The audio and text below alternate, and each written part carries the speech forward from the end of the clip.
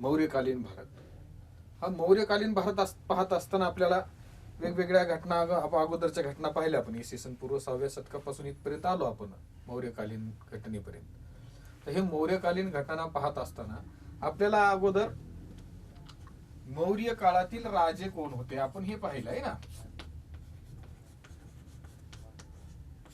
सम्राट किंवा आपण त्याला राजा म्हणूया है ना.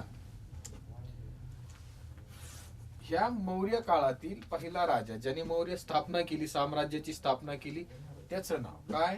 चंद्रगुप्त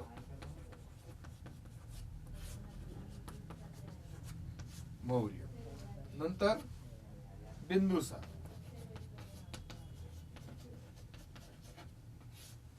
नंतर सम्राट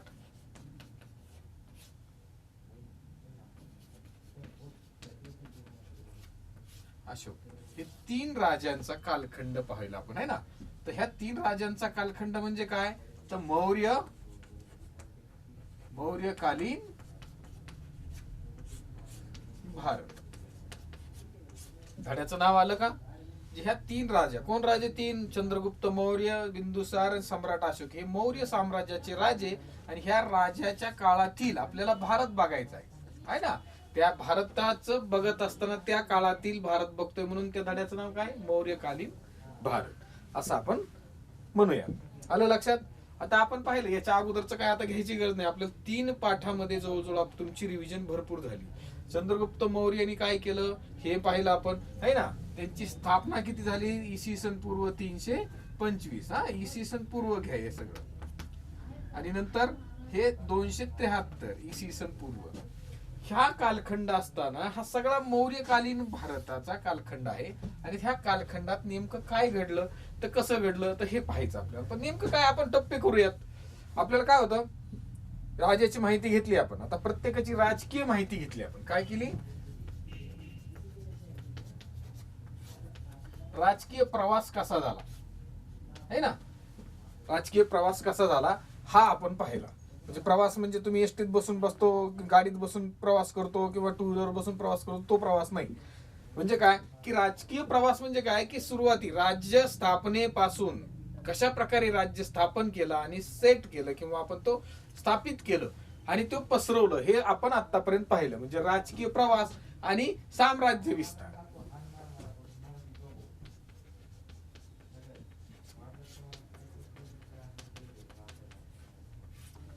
राजकीय प्रवास पाहिला आपण.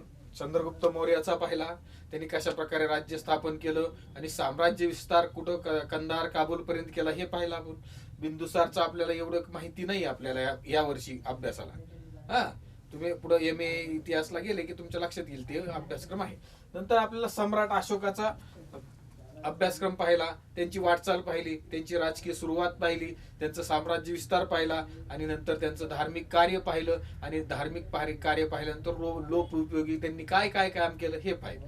या सगळ्या गोष्टी कुठपर्यंत कशात वाढतात? राजकीय प्रवास आणि साम्राज्य विस्तार याच्यात आपण मोडलेल्या पाहिलं. म्हणजे प्रत्येक राजाचं एक आपण वर्णन करताना राजकीय प्रवास पाहतो पहिले आणि साम्राज्य विस्तार पाहतो आणि नंतर त्यांनी केलेले समाज कार्य किंवा लोक उपयोगी कार्य काय काय केलं हे आपण पाहतो. हे आपल्याला पाहिलं आता. म्हणजे हे 3 दृष्टिकोनातून आपण त्यांची माहिती पाहिली. लोक उपयोगी,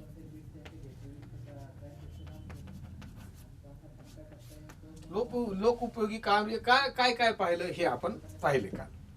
म्हणजे मागच्या व्हिडिओमध्ये पाहिलं असं है ना. तर ह्या सगळ्या गोष्टी पाहत असताना कोणत्याही राजाची माहिती आपण अशी पाहिली आता. म्हणजे सायरस पासून तर आपण सम्राट अशोकापर्यंत आलो. पण सम्राट अशोकापर्यंत आल्यानंतर त्याच्या अगोदरचा असलेला बिंदुसार, त्याच्या अगोदरचा असलेला चंद्रगुप्त मौर्य या सगळ्यांची माहिती आपण पाहिली.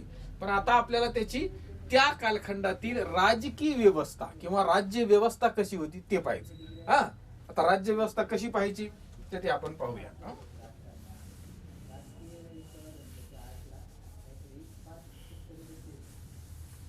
काय पाहतोय आपण? मौर्यकालीन भारत. त्यातलं मौर्य साम्राज्य कोणी कोणी स्थापन केलं हे राजे पाहिले. किती राजे पाहूया इथे लिहून ठेवू आपण. 3 राजे है ना. 3 राजाची नावं इथे लिहिली होती. त्यांचा काय पाहिला आपण? राजकीय प्रवास पाहिला, साम्राज्य विस्तार पाहिला आणि आपल्याला लोक उपयोगी काय काय कामं केले, लोक उपयोगी कोणते कोणते कामं केले हे पाहिलं. आता आपल्याला पाहायचं त्यांची राज्य व्यवस्था.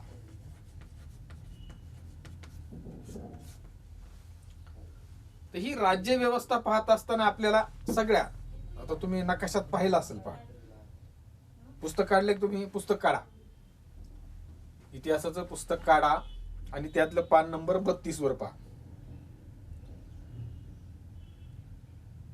पाहिलं? 32 वर नकाशा आहे पहा. काय नकाशाचं नाव? मौर्यकालीन भारत आहे का? मौर्यकालीन भारत. पाहिलं? त्यानंतरचा मुद्दा दिलाय, मौर्यकालीन भारताच्या नंतरचा मुद्दा दिलाय पहा त्यांनी. अशोकाचे शिलालेख, अशोकाचे स्तंभालेख आणि अशोकाचे साम्राज्य. जे करड्या रंगाने तुम्हाला दिले सगळा.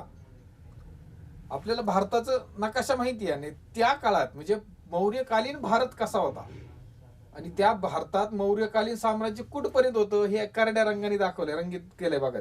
ते रंगाने दाखवले. आणि अशोक स्तंभ म्हणजे अशोकांच्या काळातील असलेले शिलालेख आणि स्तंभालेख वेगवेगळ्या चिन्हाने दाखवले.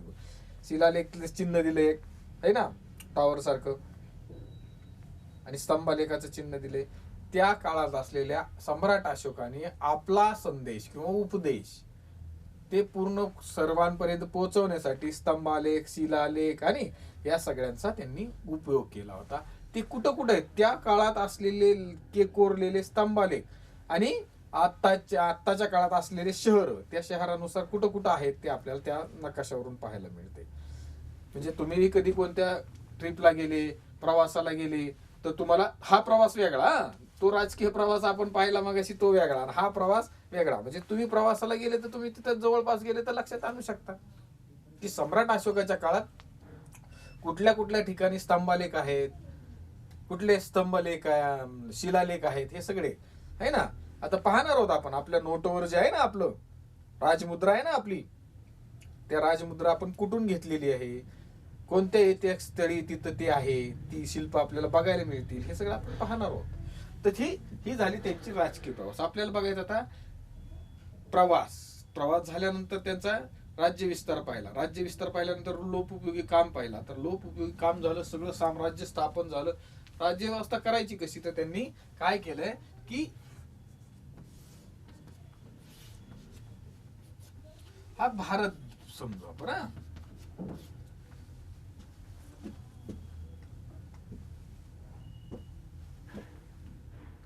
भारताचा नकाशा जर असा मांडला तर आपल्याला उत्तर दक्षिण करता येईल.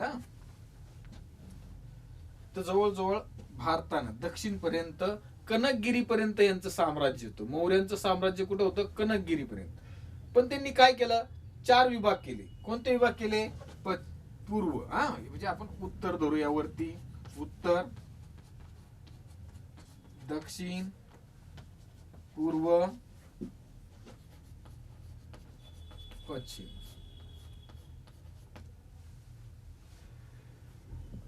भारताचा नकाशा असं इथं मध्ये समजायचं तुम्ही. आणि उत्तरेला, दक्षिणेला आणि पश्चिमेला आणि पूर्वेला कुठपर्यंत साम्राज्य होतं हे आपल्याला पाहायचंय. त्यांनी विभाग केले होते. कशासाठी विभाग केले? की राज्य व्यवस्था व्यवस्थित खोलपर्यंत म्हणजे पूर्ण गावापर्यंत आपली राज्य व्यवस्था पसरावी आणि तिथपर्यंत आपलं नियंत्रण असावं, त्यासाठी त्यांनी तसे विभाग केले होते. आणि प्रत्येक विभागाला एक प्रमुख. आपण नाही पाहिलं का तक्षशिलाला कोण प्रमुख होतं पहिले? सम्राट अशोक आहे ना. उज्जैनीला कोण प्रमुख होतं? सम्राट अशोक. म्हणजे त्या 2 विभागाची जबाबदारी कोणाकडे दिली होती? सम्राट अशोकाकडे. नंतर ते सम्राट झाले. म्हणजे अशी जबाबदारी वेगवेगळ्या राज्यपालांना दिली जायची आणि तो तिथला राज्यकारभार करणार आणि त्याच्यावरची सगळी यंत्रणा वरती आपल्या या सम्राटाकडे असायची. अशा प्रकारची यंत्रणा पाडण्यासाठी किंवा विभागीय कामकाज करण्यासाठी आपण विभाग केले होते, की त्यांनी विभाग केले होते. आपण त्या विभागानुसार आपण माहिती पाहूयात. यानंतर पूर्व विभागाला होता तोशाली. कलिंगचं युद्ध झालं ना, तोशाली माहितीये ना. कलिंग मध्ये तोशाली म्हणजे आता आपल्याला ते ओडिशा ते कुठं? पूर्वेला. आता पूर्व भाग बघितला भारताचा तर तोशाली दिसेल तुम्हाला. तोशाली हा एक विभाग होता. आता ते कुठे आहे? ओडिसा. आता ओडिसा आहे ना, तुम्ही नकाशासमोर धरलाय ना, नकाशात बघा पूर्व बाजूला. नकाशात तुम्हाला सांगितले पहिल्यांदा मी पूर्व, पश्चिम, दक्षिण, उत्तर, वाई, आन आहे ना. हे असे आठीच्या 8 दिशा लिहायच्या आणि मग आपल्याला नकाशा पाहिजे. कोणताही नकाशा, इतिहास असो, भूगोल असो, कोणताही नकाशा अभ्यासताना आधी पहिले 8च्या 8 दिशा लिहायच्या. हे आपलं झाले. म्हणजे पूर्व भागापर्यंत, तोशालीपर्यंत, म्हणजे आत्ताचं ओडिसा पर्यंत त्यांचं साम्राज्य होतं, है ना. या सगळ्या साम्राज्य पाहत असताना आपल्याला काय आहे की दिशेनुसार पाहिलं की लक्षात येतं. आता भारताचे नकाशा पाहिला आणि दिशा पूर्वेला गेले की ओडिसा पर्यंत मौर्य साम्राज्य होतं. आता पश्चिमेला आलं की उज्जैनी पर्यंत, उज्जैनी पर्यंत तुम्हाला नकाशात दिसेल पहा, उज्जैनी आहे. आता मध्य प्रदेश मध्ये पहा, है ना, मध्य प्रदेश.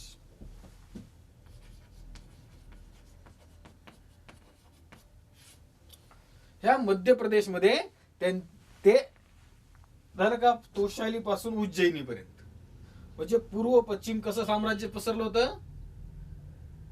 तोशाली ओडिसा पासून तर आत्ताच्या मध्य प्रदेशापर्यंत.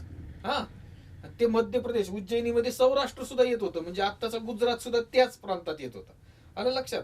म्हणजे जवळजवळ पूर्व पासून तोशाली पर्यंत, ओडिसा पासून ते आत्ताच्या गुजरात पर्यंत म्हणजे उज्जैनी पर्यंत हा प्रदेश आपला पसरलेला होता. मौर्य साम्राज्याच्या काळातला पसरला होता का.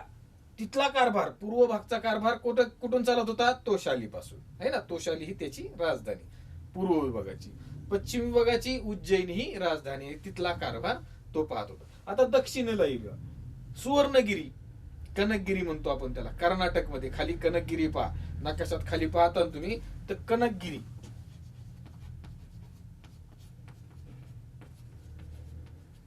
मला दिसत नसेल पण इथं सुवर्णगिरी लिहितो. हा,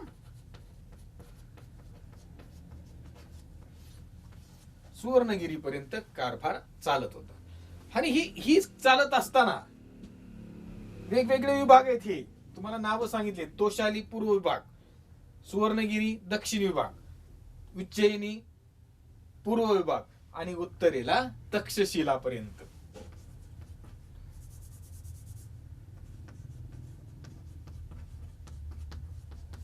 तक्षशिला म्हणजे आत्ताचा पाकिस्तान, है ना. आपलं कंधार काबूल पर्यंत आपलं साम्राज्य होतं चंद्रगुप्त मौर्याचं. हे आपण पाहिलं. त्यावेळेस पाकिस्तान नव्हतं, पण आत्ताच तुम्हाला नकाशात समजावा. मौर्यकालीन भारत हे अभ्यासताना तुम्हाला भारताची नकाशाची कल्पना आहे. आणि आत्ताचा जो पाकिस्तान आहे, त्यावेळेस पाकिस्तान नाव नव्हतं, पण त्यावेळेस तिथं नाव काय होतं, तक्षशिला. अशा प्रकारच्या या राज्यापर्यंत त्यांनी विभाग केले होते. म्हणजे 4 विभागाद्वारे कामकाज चालत होतं. कोणत्या कामकाज चालत होतं, 4 विभाग आतून पाहिले आता, है ना. कोणते विभाग, पहिला विभाग पूर्व तोशाली, दुसरा विभाग पश्चिम उज्जैनी, तिसरा विभाग दक्षिण हा कनकगिरी, चौथा विभाग तक्षशिला, किंवा आपण त्याला आत्ताचा पाकिस्तान म्हणतोय ना. ह्या विभागाची ही राजधानी होती. आणि इथून त्या विभागाचा राजकीय व्यवस्था चालायची. आपण नाही म्हणत का आज भारत आहे आपला, आहे ना. भारताच्या काही विभाग केलेत, संघ राज्य केलेत, आणि संघ राज्याचे सुद्धा आपण विभाग केलेत, आहे ना. आपले विभाग आहेत, पुणे विभाग, औरंगाबाद विभाग, कोल्हापूर विभाग, आहे ना. हे सगळे म्हणजे कोकण विभाग, पश्चिम महाराष्ट्र, विदर्भ आणि मराठवाडा, है ना. हे सगळे आपण विभाग पाहतो. हे कशासाठी केलेत, आपल्या राजकीय व्यवस्था पाहण्यासाठी केलेत. आणि त्याचं नियोजन करण्यासाठी सोपं जातं, आणि काय होतं, नियंत्रण ठेवण्यालाही सोपं जातं, म्हणून हे व्यवस्था केलेली असते. त्यावेळेस त्यांनी मौर्य साम्राज्यात सुद्धा असे 4 विभाग केले होते त्यांच्या साम्राज्याचे. तोशाली, उज्जैनी, कनकगिरी आणि तक्षशिला म्हणतो. अशा प्रकारची ही माहिती आपल्याला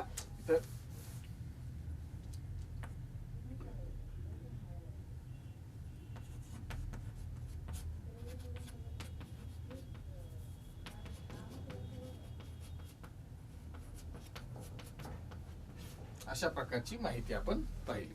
तर याचं मंत्री परिषद असायची प्रत्येक विभागाचा, प्रत्येक विभागात लक्ष देण्यासाठी, किंवा आपण त्याला म्हणतो की नियंत्रण ठेवण्यासाठी एक राजकीय व्यवस्था असते. आपलं पहा, भारतात अनेक संघ राज्य आहेत. त्या राज्याचा समजा उदाहरणार्थ महाराष्ट्रात वेगळं आपलं काय आहे, एक मंत्रिमंडळ आहे, महाराष्ट्र शासन आहे, त्या शासनाचं विधान परिषद आहे, विधानसभा आहे. याच्यावर काय होतं, आपल्याला कळतं की कोण कुठलं राज्य करतं, मुख्यमंत्री कोण आहे, कशावर नियंत्रण कोणाचं असतं, कोणत्या राज्याचं नियंत्रण कुठं आहे, हे सगळं आपल्याला लक्षात येतं. तसं त्या काळात त्या विभागाची मंत्री परिषद असायची आणि ते मंत्री परिषदेत मोठमोठे अधिकारी असायचे आणि त्या अधिकाऱ्यांना तेवढे अधिकार दिलेले असायचे. अशा प्रकारचा त्या प्रांतातला विभागातला राजकीय नियंत्रण असायचं. कर गोळा करणे है ना, नियंत्रण ठेवणे, संरक्षण देणे, ह्या सगळ्या गोष्टीची जबाबदारी त्या विभागावर सोपवली गेली. आणि नियंत्रण ठेवण्यासाठी सगळ्यात महत्वाची गोष्ट म्हणजे नियंत्रण ठेवण्यासाठी त्यांना शत्रूवर हालचाल ठेवण्यासाठी आणि अंतर्गत नियंत्रण ठेवण्यासाठी. बघा काय होतं त्यावेळेस, सम्राट अशोकांच्या काळात युद्धावर तर आता बंदी झाली होती, त्यामुळे शत्रूंनी काही करून आपला प्रदेश जिंकून किंवा त्याच्यावर आक्रमण होऊ नये म्हणून नजर ठेवली जायची. शत्रूवर सुद्धा नजर ठेवली जायची आणि अंतर गोष्टीवर सुद्धा नजर ठेवली जायची. आणि ते नजर ठेवण्यासाठी तुम्हाला मी मागच्या व्हिडिओमध्ये सांगितलं होतं की हेर खातं जबरदस्त होतं त्यावेळेस. बघा, इसवी सन पूर्वच्या काळात ज्यावेळेस कोणत्याही सुधारणा नव्हत्या, विकास नव्हता, पण त्यांच्या अंतर्गत असलेल्या त्यांनी सुखसुविधा करून व्यवस्थित राज्यकारभार करून त्यावेळेचा एक आदर्श निर्माण करून ती राज्यकारभार करून दाखवलं. हे आपल्याला यांच्या माहितीवरून कळतं आहे ना. त्यावेळेस बी इतिहासकार होते, त्यांनीही नोंद करून ठेवली. प्रवासी आहेत, प्रवाशांनी नोंद करून ठेवली आहे ना. तुम्हाला सांगितलं मी, इंडिका नावाच्या एक ग्रंथात जरी आपण पाहिलं मॅगेस्टिनीसच्या, की आपल्याला ते लक्षात येईल की नेमकं त्यावेळेसची असलेली राजकीय व्यवस्था कशी होती. तो राजदरबारातच राहत होता, त्यांनी सर्व निरीक्षण करून नोंदी ठेवल्या. त्या नोंदी आपण पाहिल्यावर लक्षात येतं ह्या विभागानुसार कशा प्रकारे मंत्री परिषदेच्या द्वारे कामकाज चालत होतं, व्यवस्था चालत होती. आणि नजर ठेवण्यासाठी हेर खातं हे सगळ्यात महत्वाचं त्यावेळेसचं खातं होतं. हे आता हा मुद्दा तुमच्या लक्षात आला.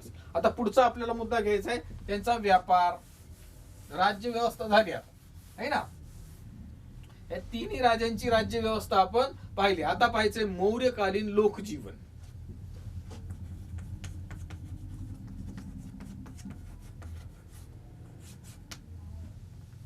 मौर्यकालीन लोकजीवन पाहत असताना आपल्याला व्यवसाय पाहायला पाहिजे है ना. व्यवसाय पाहायला पाहिजे, त्यांची उपजीविकेची साधनं कोणती होती हे पाहायला पाहिजे. त्यांच्या सगळ्यात महत्वाचा व्यवसाय होता तो शेती. शेती हा त्यांचा मुख्य व्यवसाय होता. इतर व्यवसाय बी होते, पण सगळ्यात जास्त अवलंबून असलेले शेती. तुम्हाला सांगितलं चंद्रगुप्ताच्या कार्यात सुदर्शन नावाचं धरण सुद्धा त्यांनी बांधलं होतं.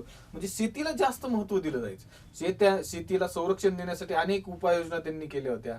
शेती म्हणजे लोकोपयोगी काम करत असताना आपण पाहिलं चंद्रगुप्त मौर्याचं, सम्राट अशोकाचं पाहिलं की वेगवेगळे रस्ते तयार केले, रस्त्यातून झाडं लावले गेले, लोक आजारी पडले त्यांच्यासाठी औषध उपचार मोफत देण्यात आला, प्राण्यांना सुद्धा औषध उपचार मोफत केले जाते. हे लोकोपयोगी काम केले. तर त्यावेळेस असलेली शेती व्यवसायासाठी असलेले पूरक गोष्टी त्यांनी उपलब्ध करून देण्यासाठी खूप प्रयत्न केले. अशा प्रकारच्या नोंदी आपल्याला आढळतात. म्हणजे व्यवसाय प्रमुख कोणता होता, शेती. त्यानंतर उद्योग बी भरपूर उद्योग होती. धातुकामचा उद्योग जास्त होता. धातूमध्ये आपण लोखंड आणि इतर धातू सुद्धा त्यावेळेस वापरले जात होते आणि त्याचे व्यवसाय, अवजार बनवणं, या सगळ्या गोष्टीचा व्यापार चालत असे, उद्योग सुद्धा चालत होते. अशा प्रकारची ही एक धातूचा झाला. दुसरा झाला आपल्याला पाहता येईल रंगकाम, कापड विणणे. बघा, कापड विणणे आणि त्याला रंगवणे,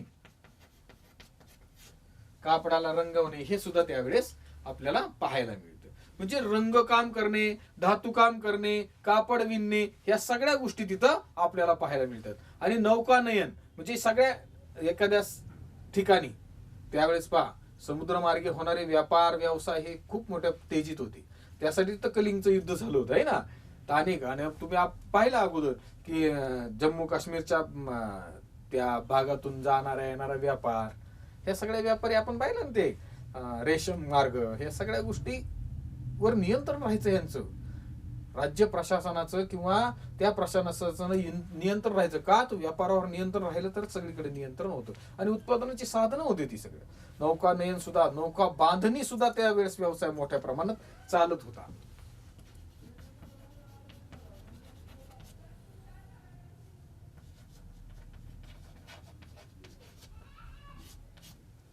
नौका बांधणी अशा प्रकारचे व्यवसाय उद्योग त्यावेळेस चालत होते. म्हणजे काय काय पाहिलं आपण आता, धातूचा सुद्धा त्यावेळेस उपयोग केला जात होता. म्हणजे धातूचा शोध लागला असणारच ना, आहे ना. म्हणजे आपण हडप्पा संस्कृतीपासून पाहतोय, वैदिक संस्कृतीपासून पाहतोय की वेगवेगळे धातूचे उपयोग केले जायचे अवजारे बनवण्यासाठी, हत्यार बनवण्यासाठी. त्यानंतरच्या काळात सुद्धा आपण इसवी सन पूर्वच्या काळात पाहिलं की या लोखंड आणि इतर धातूचा उपयोग केला जायचा, त्याचा व्यवसाय केला जायचा, उद्योग केला जायचा आणि त्या वेगळ्या व्यापार उद्योगात सुद्धा त्याचा उपयोग होत होता. त्यानंतर कापड विणणे हे सुद्धा उद्योग व्यवसायात होते. कापड रंगवणे, वेगवेगळ्या ठिकाणी रंग देणे, नैसर्गिक रंग तयार करणे ह्या सुद्धा त्यावेळेसचे उद्योग होते. नौका बांधणी हे सुद्धा त्यावेळेसचे उद्योग होते. धातू काम अशा वेगवेगळ्या उद्योगानुसार त्यांचं उपजीविका चालत होती आणि देवाणघेवाण चालत होती असं आपल्याला लक्षात येईल. म्हणजे लोकांच्या जीवनात ह्या गोष्टी दररोजच्या होत्या. म्हणजे लोक जीवन पाहत असताना आपल्याला शेती आणि इतर उद्योग व्यवसाय सुद्धा त्यावेळेस चालत होते आणि त्यामुळे त्यांची उपजीविका आणि त्या सगळ्या नियंत्रणात ठेवण्याचं काम मौर्य सम्राट करत होते असं आपल्याला लक्षात येईल, आहे ना. आता पुढचा मुद्दा घेऊयात आपण. लोकजीवन झालं. ह्या लोकजीवनामध्ये आपल्याला व्यवसाय पाहिले आपण. आता दुसरं पाहायचं आपल्याला मनोरंजन.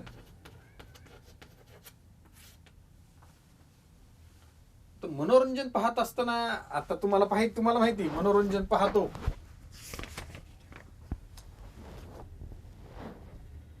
तुम्हाला काय काय मनोरंजन येतं, आत्ताच मनोरंजन काय काय आहे, ह्या सगळ्या गोष्टी आपण आत्ताच्या त्यावेळेची तुलना करूयात थोडीशी. आज तुम्हाला मनोरंजनाची साधनं तुमच्या समोरच, मीही तुमच्या मनोरंजनाच्या साधनांच्या मध्येच येतो आहे ना. सारखं गेम खेळायचे असेल तुम्हाला, ते व्हिडिओ गेम खेळत होते. त्यावेळेस व्हिडिओ गेम होते का? गेम नव्हते. मग कोणते कोणते खेळ होते? आत्ताच्या आपण खेळतोय ते कोणते खेळ आहेत? तुम्ही तर अजून मैदानात जायचं विसरल्यासारखंच झालं असेल, कारण त्यात आता कोरोनाची भर पडली, त्यामुळे तुम्हाला मैदान हे बंदच. त्यामुळे तुम्हाला घरातच सगळ्या गोष्टी कराव्या लागतात, हे आम्हाला जाणीव आहे. पण आपल्या परिसरात असलेले मैदान, त्या या कोरोनापूर्वी आपण वापरत असलेले खेळ, आपण खेळत असलेले खेळ, घरगुती खेळ, बैठे खेळ आणि मैदानी खेळ, या सगळ्या गोष्टीचा आपण जरा तुलना केली तर लक्षात येते. त्यावेळेस काय काय मनोरंजनाची साधनं होते, करमणुकीची साधनं कोणती होती? त्यावेळेस नृत्य असायचं, गायन असायचं, आहे ना.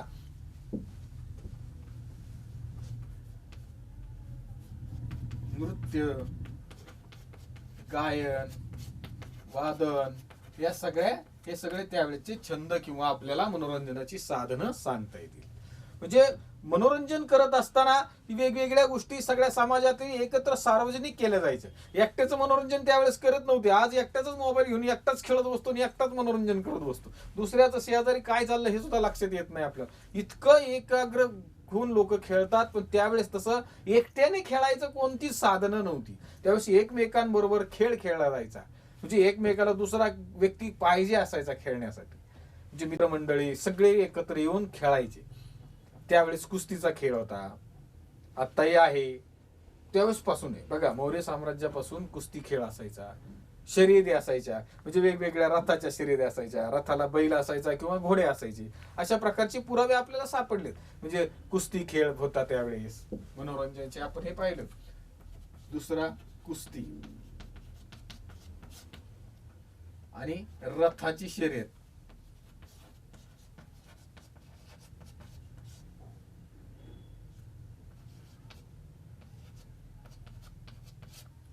रथाची शर्यत असायची. म्हणजे ही शर्यती आपण पाहत होतो. रथाची शर्यत, ही शर्यत आपण आजही पाहतो. आपण घोड्याच्या शर्यती पाहतोय ना. आता तो घोड्याच्या शर्यतीत लावला जाणारा वेगळा व्यवहार व्यापार तो वेगळा, तो बाजूला ठेवा. पण ह्या मनोरंजनाची साधनं होती त्यावेळेस. कुस्ती असायची. आज कुस्ती सोडून दुसरे सगळेच खेळ प्रसिद्ध आहेत. आज IPL आहे, क्रिकेट आहे, अनेक खेळ आहेत. पण एकाच खेळावर आपलं लक्ष केंद्रित झाल्यामुळे इतर खेळ सुद्धा दुर्लक्षित होतात. हे आपलं दुःख आहे, आपल्या देशाचं, प्रदेशाचं किंवा आपल्या विभागाचं किंवा आपल्या शाळेचं किंवा आपल्या समाजाचं. हे की एक खेळ सोडला तर दुसऱ्या खेळात अजूनही कोणाला इंटरेस्ट नाही किंवा त्यात उत्साह निर्माण होत नाही. का नाही होत तर त्याचे कारण भरपूर आहेत. पण आपणही सगळ्या गोष्टीत खेळ खेळले पाहिजेत. बैठे खेळ पाहिजे. आपण आज IPL सुरू झाले की इतर खेळांकडे दुर्लक्ष करतो, क्रिकेट खेळायला लागले की दुसऱ्या खेळांकडे दुर्लक्ष करतो. म्हणजे जो प्रसिद्धी बाहेर खेळ आहे त्याच खेळाच्या मागे सगळे पळतात. त्यावेळेस तसं नसेल ना. त्यावेळेस काय असेल, सगळे खेळ ज्याच्या आवडीनुसार खेळ खेळले जायचे. नेमबाजी असेल, कुस्ती असेल, रथाची शर्यत असेल, या सगळ्या गोष्टी त्यावेळेस खेळल्या जायच्या. त्यावेळेस सोंगट्यांचा खेळ होता.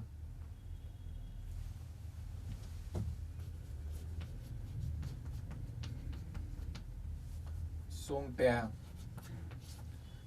बुद्धिबळ, बुद्धिमत्ता आणि बुद्धिबळ. बुद्धिबळला त्यांना अष्टपद नावाचा शब्द होता त्या खेळाला. हा, मी तुम्हाला समजण्यासाठी काय करतो इथं, बुद्धिबळ असं लिहितो आणि पुढं अष्टपद.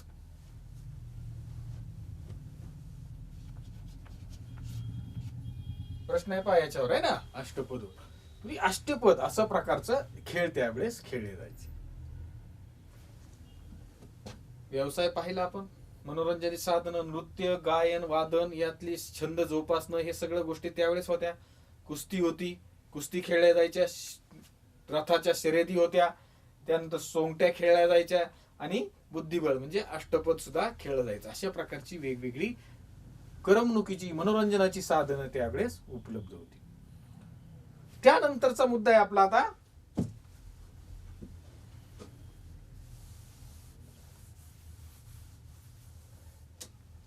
कला.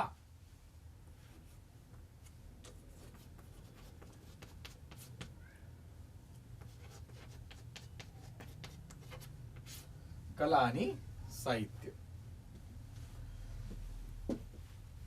सारनाथ आहे ना आपल्या,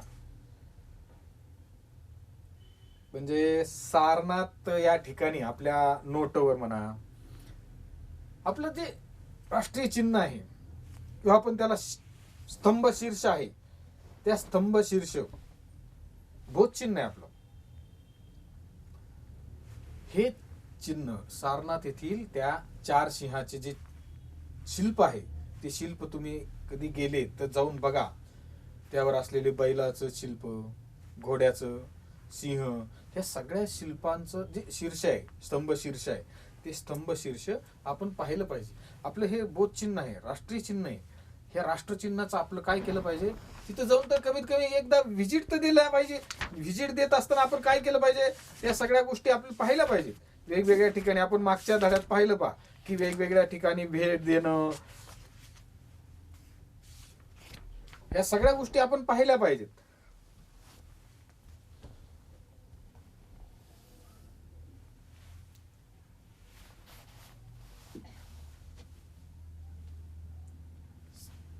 राष्ट्रध्वजावर असलेलं आपल्याला चिन्ह, हे सगळं सारनाथ येथील त्या शिल्पावर आधारित आहे आणि आपण ते घेतलंय. ते आपल्या देशाची आपल्याला अभिमान पाहिजे की ह्या शिल्प हे आमच्या या ठिकाणी आहे. ते अशोक स्तंभाचे, म्हणजे आपण अजूनही त्याला अशोक स्तंभच म्हणतो, पण त्यावेळेस असलेले ते स्तंभ, शिल्प, शिलालेख, या सगळ्या गोष्टीचा समावेश त्यावेळेस पासून सुरू आहे. आणि त्यावेळेस कला साहित्य जपवणूक केली जायची. त्यावेळेस कलेला महत्व होतं, कलाकारांना महत्व होतं, शिल्पकलेला सुद्धा महत्व होतं, चित्रकलेला सुद्धा महत्व होतं. अशा वेगवेगळ्या कला साहित्य आजही आपल्याला त्या वेगवेगळ्या साहित्याद्वारे पाहायला मिळतात. म्हणजे या सगळ्या जे जे चिन्ह आहेत आपले, स्तंभालेख, शिलालेख, यातून घेतलेले आहेत हे सगळे. सारनाथ येथील स्तंभ, ते जर पाहिलं आपण आजही आपल्याला ते उल्लेखनीय वाटतंय. आपल्याला 3 सिंह, आपल्या समोर 3 सिंह दिसतात, पण तिथे किती सिंह आहे, 4 सिंह आहे. ते शीर्ष, स्तंभ शीर्ष म्हणतो आपण त्याला. हे स्तंभ शीर्षाचं चित्र आपल्या फोटो, आपल्या पुस्तकात आहे पहा, ते तुम्ही दररोज पाहताय. पण ते कुठे आहे, तर सारनाथ ठिकाणी आहे. ते त्यावेळेस असलेले त्या केलेल्या शिल्पकलेचं आपण कौतुक करणं, ते नुसतं पाहतो आपण, अनेक वेळा पाहतो. ते चक्र पाहतो, अशोक चक्र म्हणतो आपण, चक्र पाहतो. ते चक्रावर असलेले, चक्राच्या बाजूला असलेले शिल्प पाहिलं पाहिजे. तुम्ही आजही तुमच्या खिशात असलेले नाणं काढून बघा, त्यावर असलेले ते आपले चिन्ह आहे ना, त्या चिन्हावर 3 सिंह दिसतात, पाठीमागे 1 सिंह आहे, खाली आपल्याला बैल दिसतोय, अश्व दिसतोय, सिंह, हे सगळ्या गोष्टी आपण कोरलेले अजून जसेच्या तसं आहे.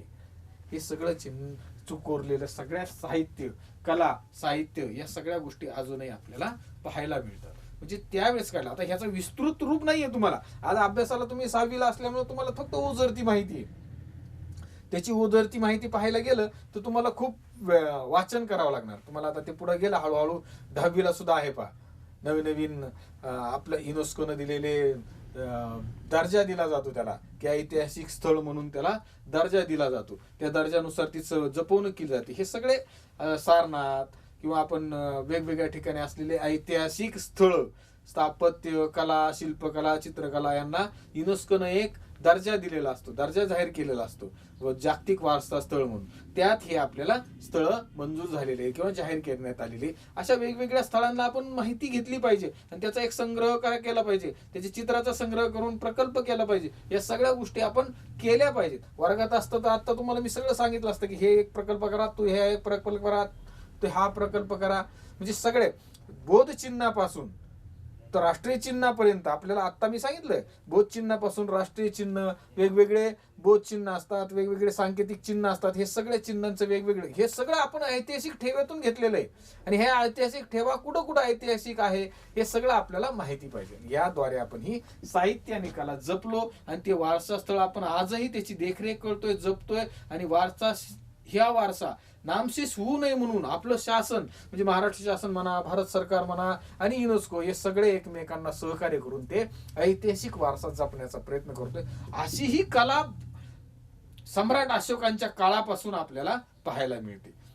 हे झालं म्हणजे बघा, समाज जीवन पाहिलं, राजकीय जीवन पाहिलं, साम्राज्य विस्तार पाहिला, कला, साहित्य, व्यवसाय, उद्योग या सगळ्या गोष्टीचा आपण ओझरती माहिती घेतली. आपण विस्तृत नाही. आता ओझरती माहिती ह्या 6वी इयत्तेला एवढीच माहिती आहे ना. तर ओझरती माहिती आपण घेतली, तुम्हाला कळाले असं मला खात्रीशीर वाटतं. धन्यवाद. आता धडा संपलेला आहे. धडा संपलेला असताना आपल्याला आता पुढच्या तासात आपण पाहूयात या सगळ्या प्रश्नांची उत्तरं तुम्हाला मी विस्तृतपणे कशी. तुम्ही लिहिताना फक्त आपल्या भाषेत लिहिण्याचा प्रयत्न करा. काय होतं कधी कधी तुम्ही एखादा प्रश्न वाचता, उत्तर वाचता आणि तसं लिहिता येत नाही म्हणून तुम्ही नर्वस होता किंवा नाराज होता. तसं नाही करायचं. तुम्हाला जर ते गोष्टी रूपात, मी आता गोष्टी रूपाने सांगितलं ना, आपली भाषा सांगितलं तुम्हाला, तुम्ही तुमच्या भाषेत लिहायचा प्रयत्न करा. थोडंसं चुकेल, पहिल्यांदा चुकणार, चुकीचा शब्द येणार किंवा आपण आपल्या भाषेत म्हणलं गावठी शब्द येणार, येऊ द्या, काय अडचण नाही होत त्याला. थोडंसं आपल्या भाषेत लिहायला प्रयत्न केला की हळूहळू शब्द प्रयोग आपण दुरुस्त करू शकतो. पण तुम्ही लिहितच नाही, त्याच शब्दात, गाईड मधल्या शब्दात, पुस्तकातल्या शब्दात जसंची तसं लिहिण्याचा तुम्ही प्रयत्न केल्यामुळे तुमचा सगळा मूड निघून जातो किंवा आपण तुमचा त्या अभ्यासाचा सगळा इंटरेस्ट निघून जातो. तसं नाही करायचं. जर तुम्हाला तुमच्या शब्दात लिहिता येत असेल तर ती भावना फक्त समजून घ्यायची. एखाद्या गाईड मधली, पुस्तकातली ती भावना समजून घ्यायची आणि ती आपल्या शब्दात मांडायचा प्रयत्न करायचा. यालाच स्वाध्याय म्हणतात.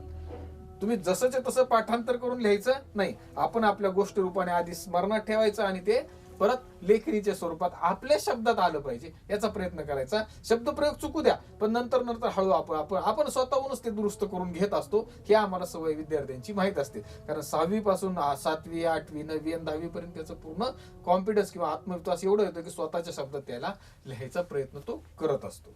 धन्यवाद.